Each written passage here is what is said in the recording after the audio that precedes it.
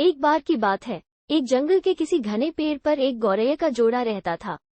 वो उस पेड़ पर अपना घोंसला बनाकर गुजर बसर करते थे। दोनों खुशी खुशी अपना जीवन बीता रहे थे। फिर आया सर्दियों का मौसम। इस बार बहुत ही कड़ाके की ठंड पड़ने लगी। ठंड से बचने के लिए एक दिन कुछ बंदर उस पेड़ के नीचे ठिठुरते हुए पहुंचे। तेज ठंडी हवाओं से सभी बंदर कांप रहे थे और बहुत ही परेशान थे।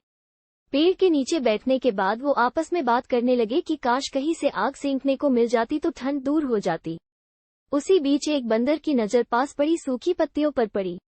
उसने दूसरे बंदरों से कहा, चलो इन सूखी पत्तियों को इकट्ठा करके जलाते हैं। उन बंदरों ने पत्तियों को एक जगह इकट्ठा किया और उन्हें जलाने का उपाय करने लगे। ये सब पेड़ पर बैठी गौरैया देख रही थी। ये सब देखकर उससे रहा नहीं गया और वो बंदरों से बोल पड़ी, तुम लोग कौन हो? देखने में तो तुम आदमियों की तरह लग रहे हो, हाथ पैर भी है, तुम अपना घर बनाकर क्यों नहीं रहते? गौरैया की बात सुनकर ठंड से कांप रहे बंदर चिढ़ गए और बोले, तुम अपना काम करो, हमारे काम में पड़ने की जरूरत नहीं है। इतना कहने के बाद वो फिर आग जलाने के बारे में सोचने लगे और अलग अलग तरीके अपनाने लगे। इतने में बंदरों की नजर एक जुगनू पर पड़ी। वो चिल्लाने लगा, देखो ऊपर हवा में चिंगारी है, इसे पकड़कर आग जलाते हैं।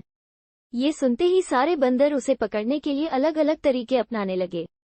ये देख चिड़िया फिर बोल पड़ी, ये जुगनू है, इससे आग नहीं सुलगेगी। तुम लोग 2 पत्थरों को घिसकर आग जला सकते हो। बंदरों ने चिड़िया की बात को अनसुना कर दिया। कई कोशिश के बाद उन्होंने जुगनू को पकड़ लिया और फिर उससे आग जलाने की कोशिश करने लगे, पर वो इस काम में कामयाब नहीं हो पाए और जुगनू उड़ गया। इससे बंदर निराश हो गए। इतने में फिर से गौरैया बोल उठी, आप लोग मेरी बात मानिए, पत्थर रगड़कर आप आग जला सकते हैं। इतने में एक गुस्साए हुए बंदर से रहा न गया और उसने पेड़ पर चढ़कर गौरैया के घोंसले को तोड़ दिया। ये देख चिड़िया दुखी हो गई और डर कर रोने लगी। इसके बाद वो उस पेड़ से उड़कर कहीं और चली गई।